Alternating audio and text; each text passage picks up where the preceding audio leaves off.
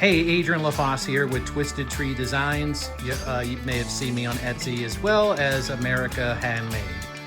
And today we are debuting a new product to go along with our charcuterie boards, specifically with our Trump charcuterie boards. We've got Make Charcuterie Boards Great Again board butter. Now, when you order one of these boards, you're going to already have one that's been finished with the same ingredients here to protect it. But if you really want it to last, you're going to need this board butter or something similar. So I'm going to show you.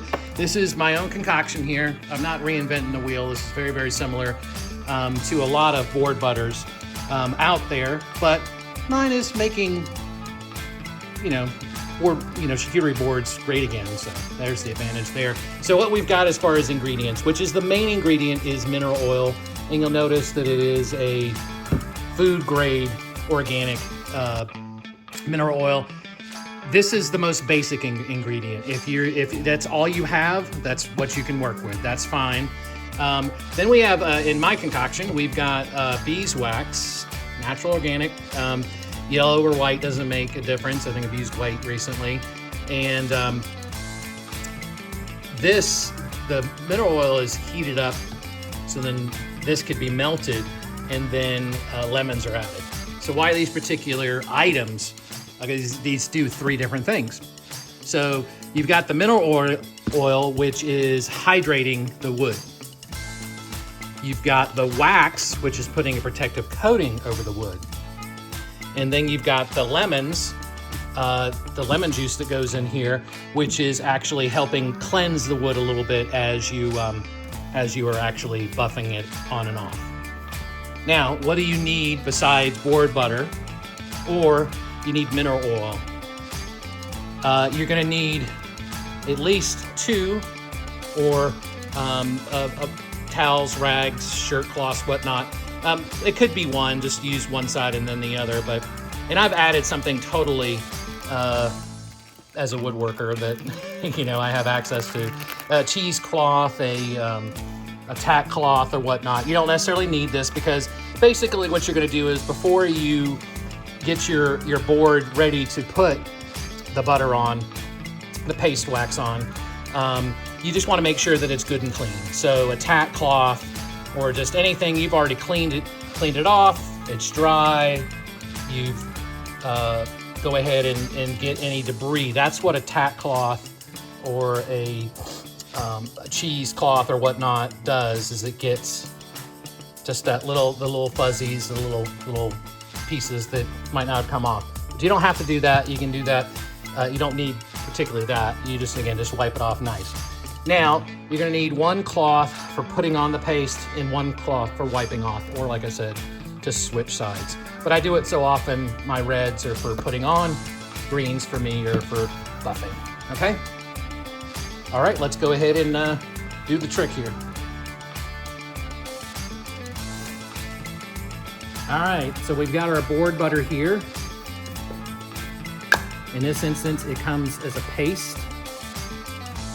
Right here, when it's all heated up and then put into the tin, it turns into a paste or a butter or a wax.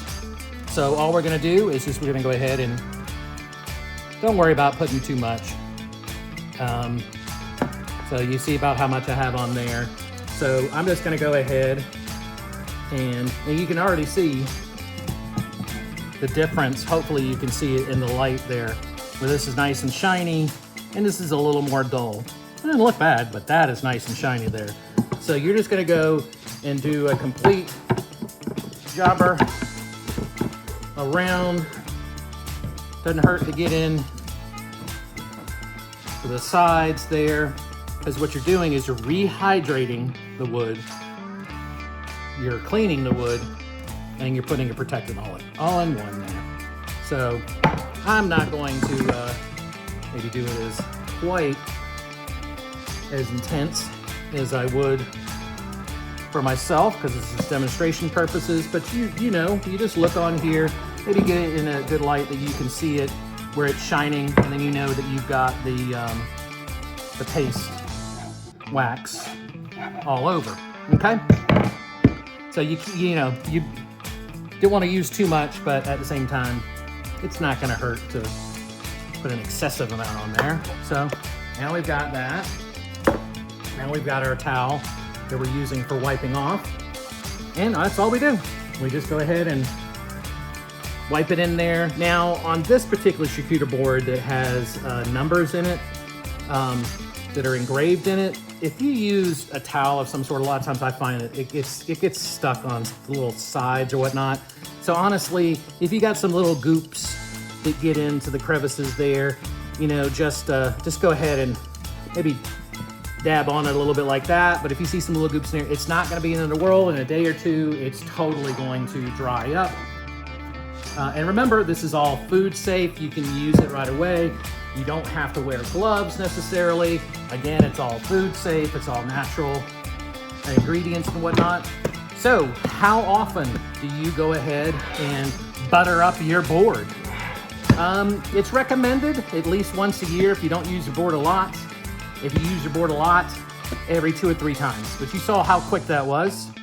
Again, just clean it, wipe it down, put your board butter on, buff it out. You're done, you're good. You got your beautiful charcuterie board. All right, let's make charcuterie boards great again. Oh, and this also works on other charcuterie boards too. It doesn't have to be a Trump board.